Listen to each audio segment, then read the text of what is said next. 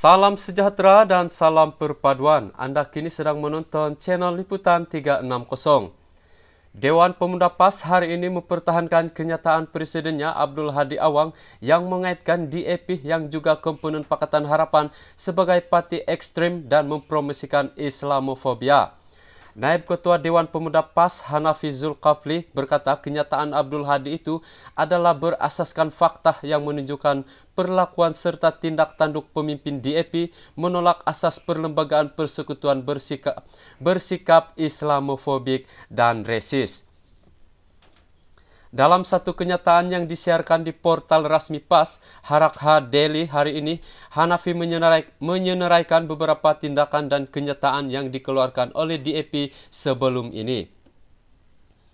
Sehingga kini DAP masih berpegang pada deklarasi setapak yang berhasrat mengubah status Bumi Putra dalam Malaysia. Deklarasi tersebut tidak ditarik balik sehingga kini. Gesaan Senator lantikan DAP Ngahok C pada April 2019 untuk menggunakan status kaum termasuk status Islam pada MYKAD kononnya atas dasar diwujudkan identiti nasional. Pendirian Ngeko HAM pada tahun 2014 yang menyatakan hak untuk murtad patut diberikan kepada orang Islam sehingga kini kenyataannya tersebut tidak ditarik balik. Kenyataan Ngakorming pada 14 November lalu sewaktu kempen PRU15 yang menyatakan gabungan PN sebagai kerajaan Taliban hanya kerana ketegasan PAS berkenaan kawalan aktiviti maksiat.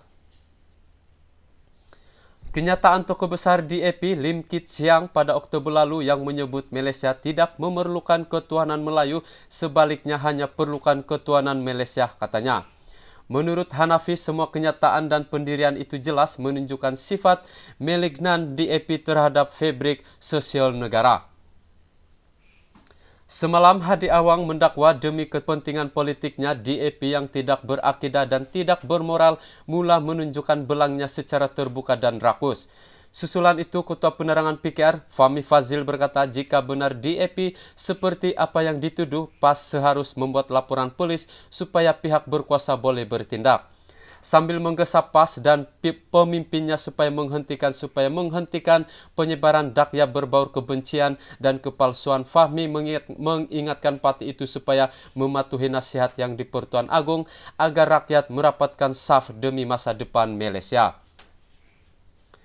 Tak perlu tunggu Presiden PAS membuat laporan polis pun, rakyat sendiri sudah lama melaporkan perbuatan dan tindak tanduk DAP untuk diambil tindakan mengikut lunas undang-undang, kata Hanafi. Dia seterusnya menyebut tentang laporan polis oleh NGO Islam pada 22 Februari lalu terhadap pemimpin DAP P. Ramasamy ke atas Majlis Agama Islam Perlis. Ia ekoran kenyataan yang dibuat timbalan Ketua Menteri Dua Pulau Pinang itu mengenai isu penukaran agama unilateral dan hak penjagaan 3 anak seorang ibu tunggal Lo Siu Hong.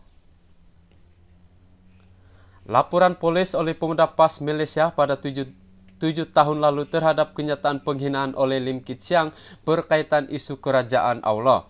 Laporan polis oleh NGO Ummah pada 19 November lalu berkenaan kempen resis oleh tokoh DAP Hieu Kuan Yew, katanya lagi.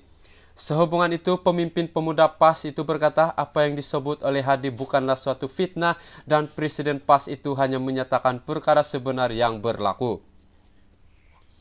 Hakikatnya PAS mengakui dan menjunjung perkenan Seri Paduka Baginda yang di Pertuan Agung terhadap kerajaan hari ini.